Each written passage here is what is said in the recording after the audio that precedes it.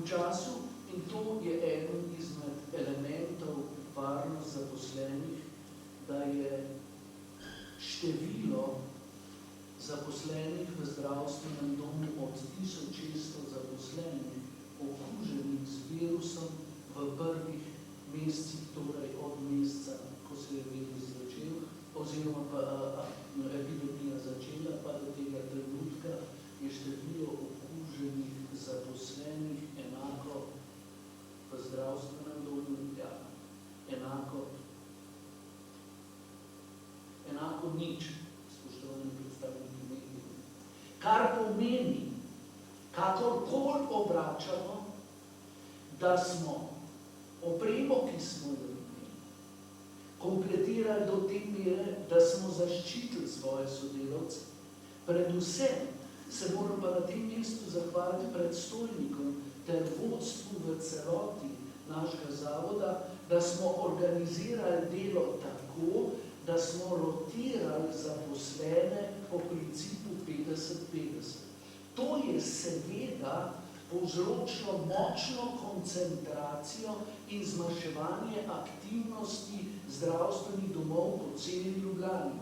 Tisti, ki ste majčkeno bolj natančno spremljali situacijo na primarnem nivoju v Ljubljani oziroma v širšem območju Ljubljane, ste zasledili, da smo zaprli v trenutku zdravstveni dom Polje, zdravstveni dom Nove Janše, preselili dejavnosti zdravstvenega doma Črnuče. Zato, da smo dobili populacijo zdravstvenih delavcev, ki je delala od doma ali bila na čakanju, ter je po 14 dneh nadomeščala. To je ena izmed učnih zadev ali predlogov, o kateri je fajn razmišljati in kjer bomo v prihodnje se tovrstnih ocen na nek način tudi držali. Osebna varovalna oprema in stanje na tržišču. Tudi tu ste postavljali kar nekaj vprašanj za čas naše epidemije in v zadnjem času. Samo za nabavo zaščitne opreme smo v obdobju januar-april porabili cirka 1 milijon evrov dodatnih stroškov. Poleg stroškov, ki smo jih tudi sicer dodatno realizirali. Na področju zaščitne opreme za pogodbene partnerje, ker zdravstveni dom Ljubljana ima polletne ali enoletne pogodbe.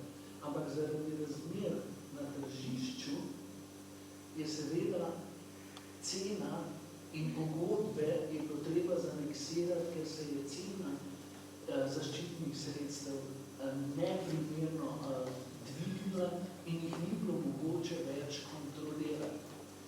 Ne govorim nič novega, želim pa povedati, da seveda to vpliva na poslovanje, še posebej na odhodkovni strani.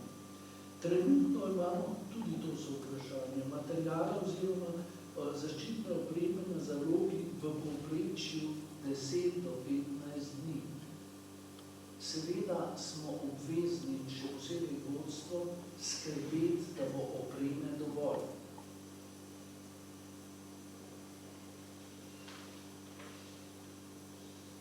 Vendar na to računamo na pomoč blagovnih rezerv, računamo na pomoč Ministrstva za zdravje, računamo na pomoč finančnega ministrstva in računamo na pomoč vseh tistih dobaviteljev, ki so pravzaprav pogodbeno obvezani, da dobavljajo opremo s katerimi imamo pogodbe. Podražitev same opreme, zaščitne opreme od 100 do 500% v povprečju, torej dal sem širši interval, in kar se tiče ostalih artiklov, ki jih je mnogo težje dobiti, so povečanja teh cen, kot veste, tudi na 1000-2000%. Se pravi 10-krat, 20-krat povečanje cene v primerjavi s cenami pred